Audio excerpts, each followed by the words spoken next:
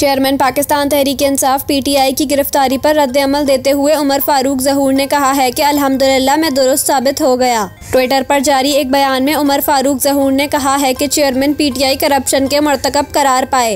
अदालत ने मेरा मौक़िफ़ दुरुस्त तस्लीम कर लिया कि चेयरमैन पीटीआई ने 20 लाख डॉलर्स में मुझे घड़ी फरोख्त की। उमर फारूक ज़हूर का कहना है कि अदालत ने मेरा मौक़िफ़ दुरुस्त तस्लीम कर लिया कि घड़ी फराह गोगी के जरिए दुबई में बेची गई। उन्होंने कहा कि अदालत और शवाहिद से मेरे मौक़िफ़ की तस्दीक हुई। वाज़ेह रहे कि तोशाखाना केस में इस्लामाबाद की सेशन अदालत की जानिब से 3 साल कैद की सज़ा सुनाए जाने के बाद पाकिस्तान तहरीक इंसाफ पीटीआई के चेयरमैन को लाहौर से गिरफ्तार कर लिया गया है। फैमिली ज़राए के मुताबिक पुलिस ने चेयरमैन पीटीआई को लाहौर से इनकी रिहाइशगाह ज़मान पार्क से गिरफ्तार किया है।